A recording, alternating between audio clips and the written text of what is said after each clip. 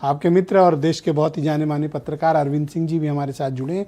अरविंद जी, बहुत शुक्रिया कि आपने सब्र के साथ सबको सुना। तो बताइए कि इस आंदोलन में ऐसा क्या आपने नया देखा जो इसके पहले के आंदोलनों में नहीं था, और इस आंदोलन के बारे में, इसकी रूपरेखा और इसका जो करंट है, ये आप कैसे महसूस करते हैं? देखिए ब्रजेश भाई, जब मैं दिल्ली आया 1987-86 में, तब से मैं जंतर मंतर तो उस समय नहीं था, उस समय बोट क्लब पर ही प्रदर्शन होते थे। उसके बाद जंतर मंतर भी काफ़ी देखा, और बदलाव टिकैत का जो मूवमेंट था, इसमें लाखों किसान बोट क्लब पर आके जमा हुए थे, और जिस दिन ये जमा हुए थे पूरी सरकार कम्युनिकेशन में थी। यहाँ तक कि तमाम जगह लाल बत्तियों से जहाँ ट्रैक्टर ट्रालियाँ जो है वो जाती थीं, तो ट्रैफिक पुलिस वाले उनको रोकते थे लोगों को कि अरे भैया कोई बात नहीं, इनको जाने दो। और अगर कहीं कोई रोक लेता था तो यहाँ एक अनाउंसमेंट होता था कि भाई ये क्यों, और सरकार लगातार कम्युनिकेशन में थी। 91-92, मुझे ठीक से ईयर नहीं याद आ रहा, लेकिन जब से जंतर मंतर शुरू हुआ तो उस समय जब नरसिंह राव साहब की सरकार में भी जंतर मंतर पर एक दो प्रदर्शन नहीं, दर्जनों प्रदर्शन होते थे। लोग तमाम तरह से लोग आके बैठते थे, उनके मेमोरेंडम लोग लेने आते थे, और सरकार संवाद में रहती थी। अभी जो ब्रजेश भाई आप बात कर रहे थे, देखिए ये जो आंदोलन है, इसके जनक हमारे चीफ जस्टिस ऑफ इंडिया साहब। हाँ, मैं सहमत हूँ। आग ऐसी लगी किस भुगत रही है गवर्नमेंट। देखिए ब्रजेश भाई, दो संस्थाएं ऐसी हैं जी, संसद और सुप्रीम कोर्ट या हाई कोर्ट, जिनमें अगर जो प्रमुख जज साहिबान हैं, अगर कोई बात वो बोलते हैं या करते हैं तो प्रोसीडिंग का पार्ट बनता है। और आने वाले सैकड़ों वर्षों तक ये रिसर्च होगा तो ये होगा कि साहब, युवा नौजवानों को, मतलब युवा बेरोजगारों को एक चीफ जस्टिस ऑफ इंडिया ने काकरोच कहा। करोड़ों की आबादी वाले देश में ये जो नौजवान है, एक अमेरिका में बैठा हुआ एक भारतीय नौजवान मराठी, जिसको शायद संविधान की और बाकी चीज़ों की ज़्यादा गहरी समझ थी, उसने ऑनलाइन ही युवा आक्रोश को बनाने की कोशिश की।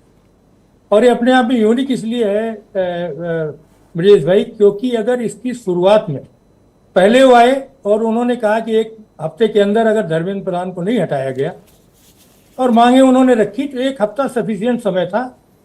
लेकिन जानते हैं क्या, आजकल सरकारों में, बहुत सारी सरकारों में, केवल भारत सरकार या बहुत सारे राज्यों में एक प्रवृत्ति बन गई कि ये लोग बैठेंगे कितना देर।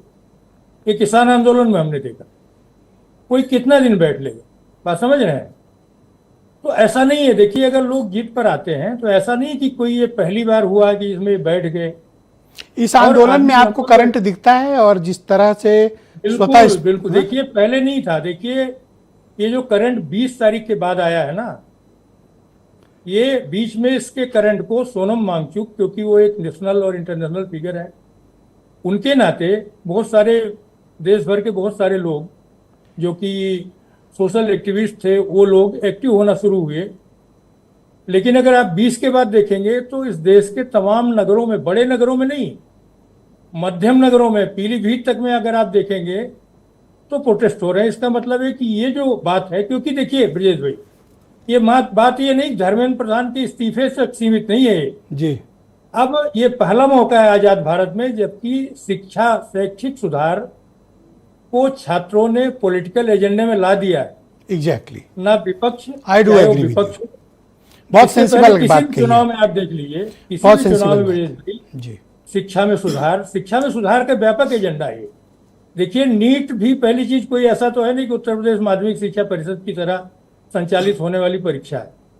हम सब लोगों ने देखा है कि इतने सारे सुधार कल्याण सिंह के पीरियड में हुए या इसके बाद में भी हुए, तो भी ऐसा बहुत बृहत्तर सुधार नहीं है। लेकिन नीट जो है, उसमें आप देखिए लाखों रुपया खर्च करके ये सारी चीजें करके जो आते हैं। अच्छा, ये बात आपको अचरज में डालती है कि देश के इतने ताकतवर और प्रतिष्ठित प्रधानमंत्री का आवास, सरकारी आवास घेर लिया गया?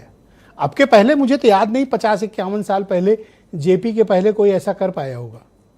देखिए संयोग से ब्रजेश भाई, मैं यही सब जगह देखता रहा हूँ जब से आया जर्नलिज्म में जी। और कम से कम राजीव गांधी के बाद तो जितने प्राइम मिनिस्टर आए लगभग सबके साथ आना जाना मिलना ये रहा है।